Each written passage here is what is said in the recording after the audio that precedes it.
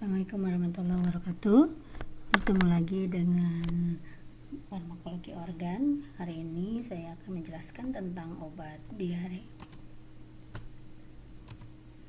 Diare ini adalah buang air besar dengan feses tidak berbentuk atau cair dengan frekuensi lebih dari 3 kali dalam waktu 1 hari. Atau juga bisa didefinisikan sebagai meningkatnya berat feses lebih dari 200 mg per hari yang dihubungkan dengan peningkatan cairan, frekuensi BAB, tidak enak pada perianal, dan rasa terdesak untuk BAB. Dalam keadaan normal, resorpsi atau absorpsi di dalam usus lebih besar daripada ekskresi.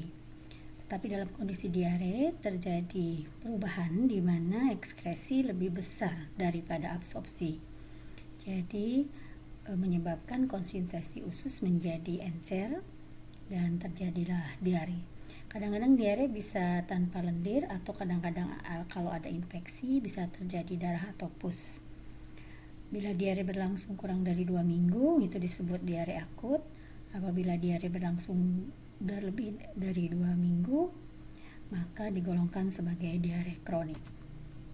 Penyebabnya ini karena penyakit infeksi yang menyebabkan inflamasi sehingga terjadi peningkatan sekresi elektrolit ke dalam lumen intestinal.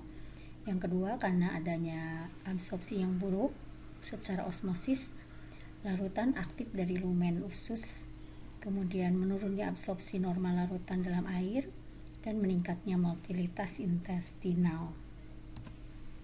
Nah, kalau dibuat bagan, maka penyebab dan patologi diare itu bisa karena infeksi, di mana infeksi ini akan berkembang di dalam usus dan menyebabkan hipersekresi air dan elektrolit karena adanya inflamasi.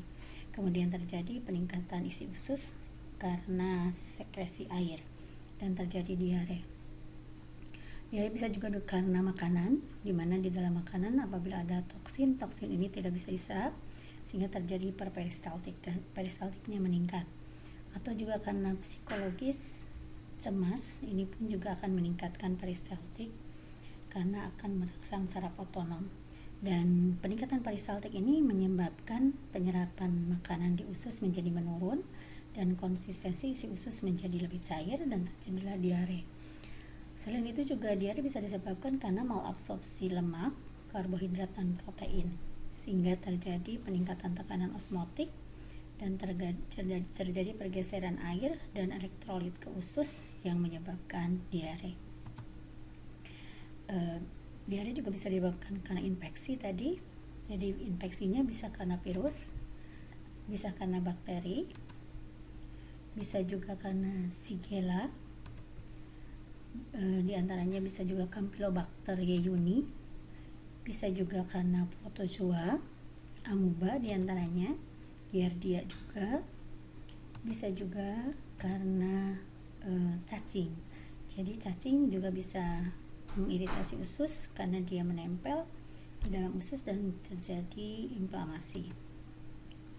Nah, itu diare infeksi tadi. Ada juga diare osmotik. Ini disebabkan karena cairan yang dicerna tidak seluruhnya diabsorpsi oleh usus dan akibat tekanan osmotik yang mendesak cairan ke dalam lumen isi usus.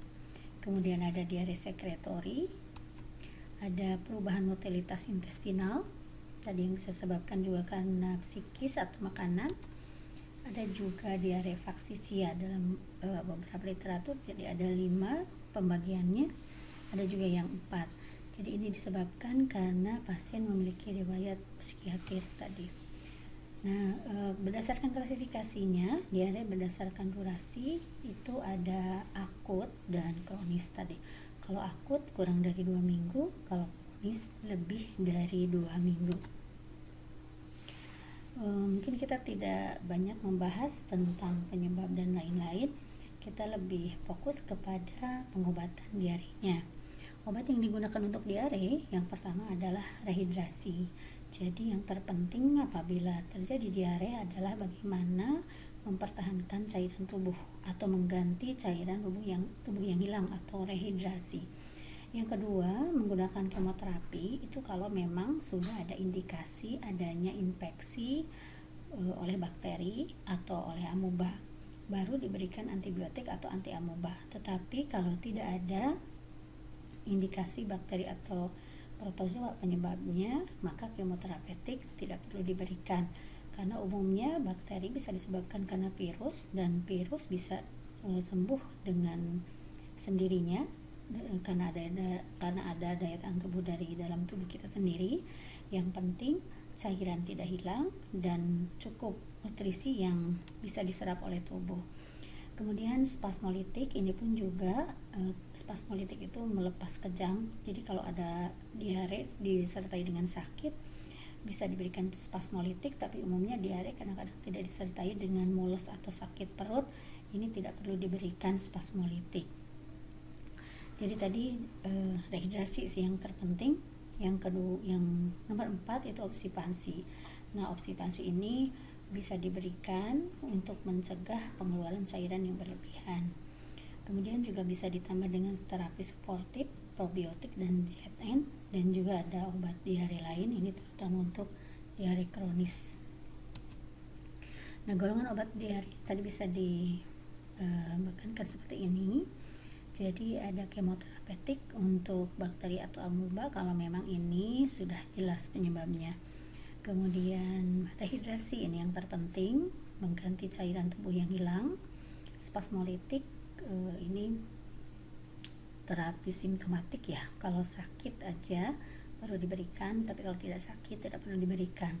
Kemoterapik ini sebenarnya terapi kausal, penyebab, kalau memang penyebabnya sudah jelas. Kemudian oxepasia, ini membantu untuk mengurangi pengeluaran cairan yang berlebihan saat kita diare. Inilah rehidrasi oral, rehidrasi ya. Jadi kalau selama pasien masih bisa minum, setiap buang air besar minum, setiap buang air besar minum untuk mengganti cairan yang hilang, maka pasien bisa dirawat di rumah dan menggunakan oralit. Oralit ini merupakan rehidrasi oral yang terdiri dari campuran natrium, gula ya, NaCl, KCl, N-acitrat, dan glukosa. Atau bisa juga membuat oralit sendiri dari garam dan gula ditambah dengan air. Berikutnya ada juga obat rehidrasi oral ya dari beras. Ini tepung beras ditambah tepung jagung, itu juga berfungsi untuk pengganti glukosa. Bisa juga digunakan untuk mengurangi kuantitas feses yang encer. Seperti ini mekanismenya. Jadi kan dia natrium dan glukosa itu biasanya diabsorpsi dalam keadaan yang cepat di dalam usus. Kemudian kemoterapi ini hanya bisa diberikan apabila sudah jelas. Jadi ini merupakan terapi kausal untuk menghilangkan penyebabnya apabila memang penyebabnya itu bakteri atau protozoa atau jamur. Pada umumnya diare disebabkan oleh virus sehingga tidak membutuhkan antibiotik untuk kesembuhannya. Biasanya virus bisa sembuh dalam beberapa hari, dalam kurun waktu 1 minggu umumnya dia sudah sembuh dengan sendirinya. Ini seandainya memang diarenya disebabkan oleh bakteri atau juga protozoa. Itu kalau protozoa biasanya dengan metronidazole. Kalau antibiotik untuk bakteri ini obat-obatnya tergantung dari bakteri penyebabnya. Nanti silahkan bisa dibaca sendiri. Berikutnya adalah spasmolitik, yaitu pelepas kejang. Spasmo itu kan kejang, litik itu menghilangkan kejang. Nah, untuk menghilangkan kejang ini apabila memang ketika diare perutnya terasa sakit, maka bisa diberikan spasmolitik untuk merelaksasi otot polos. Ini kerjanya berdasarkan penghambatan pada saraf kolinergik. Karena saraf kolinergik meningkatkan peristaltik, berarti untuk mengurangi sakit, menghilangkan sakit, maka diberikan antikolinergik. Jadi diturunkan peristaltiknya. Nah, obat ini diantaranya adalah atropin, ini alkaloid piladon dengan afinitasnya cukup kuat pada reseptor muskarini. Ini bekerja kompetitif antagonis dengan asetilkolin. Berikutnya ada obstipansia. Ini digunakan untuk terapi simptomatik, jadi untuk menghilangkan gejala-gejala dari diare yang dapat menghentikan diare dengan beberapa cara. Jadi ada beberapa golongan obat, yaitu ada penekan peristaltik, ada astringen, ada adsorben, ada mucilaginase. Kalau zat penekan peristaltik diantaranya adalah candu dan alkaloid dan derivat petidin. Yang sekarang banyak digunakan adalah loperamid, bisa juga dengan antikolinergik karena juga peristaltiknya diturunkan. Kemudian ada astringen diantaranya adalah tanin, tanalbumid, garam-garam bismut.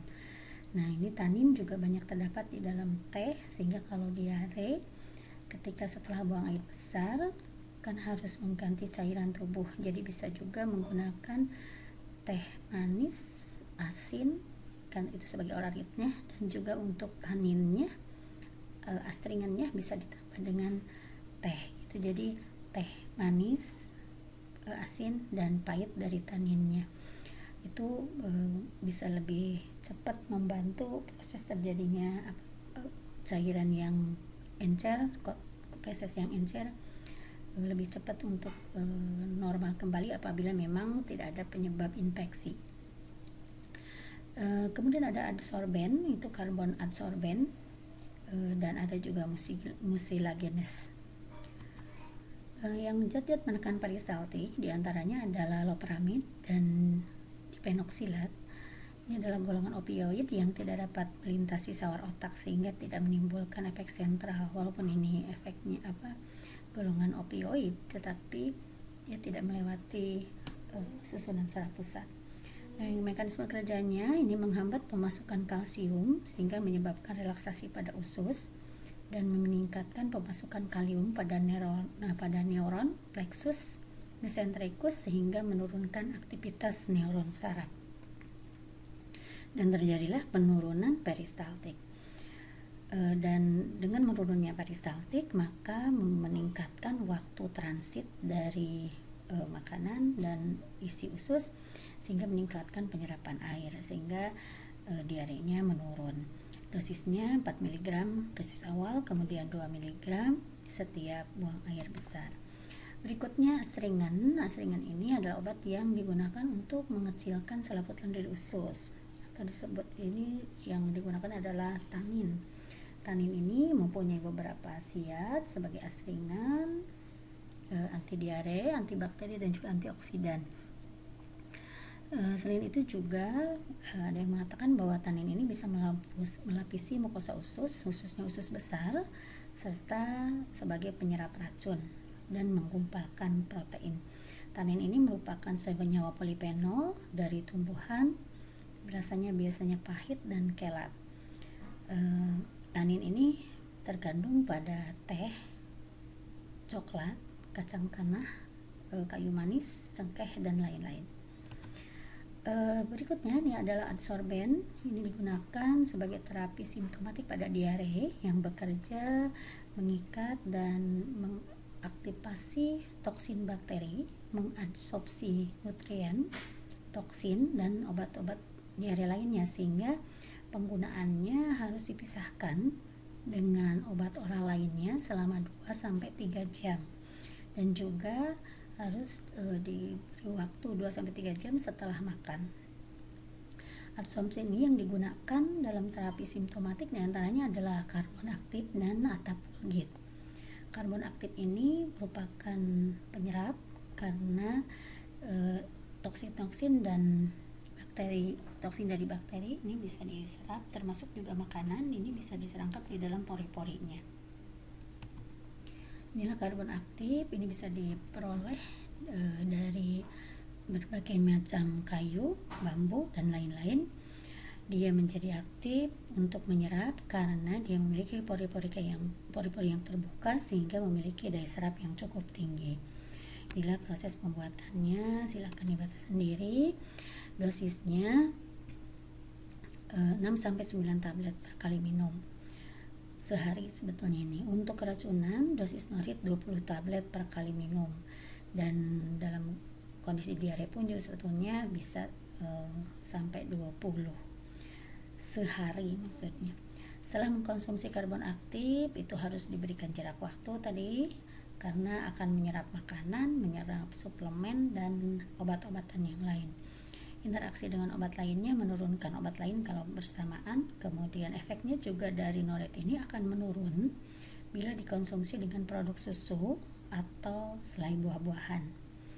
Efek samping dari norit, sebenarnya norit tidak berbahaya, cukup aman untuk digunakan, akan tetapi dapat menyebabkan sembelit, kemudian kotoran berwarna hitam. Hitamnya memang karena dari noritnya sendiri.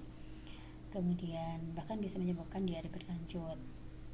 Kemudian bisa menyebabkan obstruksi usus, dehidrasi karena cairan pun jadi ikut diserap. Kemudian penurunan suhu tubuh, tekanan darah rendah dan lain-lain. Tapi ini jarang terjadi sebetulnya. Berikutnya yang juga berfungsi sebagai adsorben ini adalah atapulgit. Secara farmakokinetik ini tidak diabsorpsi sehingga kerjanya sama seperti arang aktif, jadi dia kerjanya lokal di saluran pencernaan. Atapulgit ini merupakan mineral alam yang berasal dari tanah yang mengandung magnesium, aluminium, pilosilokat dan memiliki kemampuan untuk mengadsorpsi cairan, racun, dan bakteri secara lokal. Jadi mirip seperti arang aktif. Farmakokinetiknya tidak diserap tadi, hanya bekerja lokal dengan omset 12-19 jam kerjanya sepanjang pencernaan. Dosisnya untuk anak di atas dewasa dan anak di atas 12 tahun 2 tablet setiap setelah buang air besar atau maksimal 12 tablet per hari. Untuk anak 1 tablet maksimal 6 tablet per hari. Dan untuk anak sebenarnya antara 3-6 tahun itu bisa diberikan juga dengan dosis 300 mg atau setengah tablet, dan maksimalnya 2,5 gram dalam 1 hari. Berikutnya adalah mucilaginase. Ini adalah polisakarida larut air yang berada di beberapa spesies tanaman. Dan pektin ini merupakan polisakarida yang larut dan membentuk cairan yang kental seperti gel yang disebut silago. Cairan ini berfungsi untuk pelindung dinding lambung maupun usus yang teriritasi atau juga luka karena adanya inflamasi oleh toksin, bakteri atau asam lambung yang berlebihan. Pektin ini merupakan polisakarida yang lantai pandang dan larut air. Dia akan menempel sehingga tidak terbawa dengan feses. Terapi suportif ini merupakan terapi tambahan yang bisa membantu proses penyembuhan dari diare. Yang termasuk dalam terapi suportif ini adalah zinc. Menurut Dr. Oliver dari WHO, efek preventif dari zinc ini terkait dengan sistem imun. Zinc merupakan salah satu mineral penting yang berfungsi sebagai booster dalam sistem imun karena kerjanya sebagai kofaktor beberapa enzim. Sementara di dalam tubuh kita terdapat sekitar 300 enzim yang terkandung pada zinc, termasuk proses yang terjadi di mukosa beberapa organ. Saat anak mengalami diare, mereka akan kehilangan zinc dalam tubuh, sehingga kehilangan zinc ini harus digantikan. Maka untuk mempercepat proses penyembuhan dan peningkatan sistem imun, zinc harus diberikan 10 hari pada pasien diare. Ini walaupun diarenya sudah berhenti, zinc masih terus diberikan. Untuk anak usia kurang dari 6 bulan ini diberikan 10 mg, dan anak usia di atas 6 bulan diberikan 20 mg. Untuk bayi, tablet zinc dapat dilarutkan dengan air matang, ASI atau oralit. Untuk anak-anak yang lebih besar, zinc bisa juga dikunyah atau juga bisa dilarutkan dengan air matang seperti ini. Berikutnya ada probiotik. Obat probiotik ini merupakan mikroorganisme hidup. Banyak istilah, ada biotik, ada prebiotik, dan ada juga simbiotik. 3 istilah itu berbeda. Kalau probiotik itu mikroorganismenya, kalau prebiotik ini adalah suplemen bakteri atau yeast, dan gabungan keduanya yaitu bakteri dengan suplemennya itu disebut simbiotik. Beberapa penelitian randomized control trial dan meta-analisis menyatakan bahwa probiotik efektif untuk pencegahan primer maupun sekunder, serta juga dapat mengobati diare. Yang digunakan sebagai probiotik diantaranya adalah Lactobacillus, Bifidobacterium, Streptococcus, yeast, dan Saccharomyces boulardii, dan banyak juga yang lain. Jadi probiotik ini bisa membantu menghalangi pertumbuhan mikroorganisme patogen. Jadi dia mengurangi mikroorganisme patogen karena dengan beberapa mekanisme. Nah, mekanisme probiotik diantaranya menghambat pertumbuhan bakteri patogen dengan cara bersaing untuk mendapatkan nutrisi sehingga bakteri yang patogen tidak dapat berkembang. Yang kedua, dia menempel pada sel epitel mukosa dan berkompetisi dengan mikroorganisme patogen untuk reseptor adhesi. Yang ketiga, probiotik ini menghambat pertumbuhan dan kolonisasi berbagai patogen potensial dengan asam laktat dan asetat sebagai produk akhir metabolismenya yang menurunkan pH medium, sehingga karena penurunan pH bakteri patogen tidak bisa tumbuh di daerah tersebut. Kemudian ada juga yang mengatakan bahwa probiotik juga memproduksi antibakteri yang terdiri dari asam laktat, peroksidase, bakteriosin, kemudian asam organik, dan lain-lain. Selain itu juga meningkatkan imunitas tubuh baik spesifik maupun non-spesifik. Berikut ada obat diare lain, diantaranya octreotide. Ini adalah analog somatostatin. Ini menstimulasi cairan intestinal dan absorpsi elektrolit, menghambat sekresi melalui pelepasan peptida gastrointestinal. Yang ini digunakan pada diare sekretori atau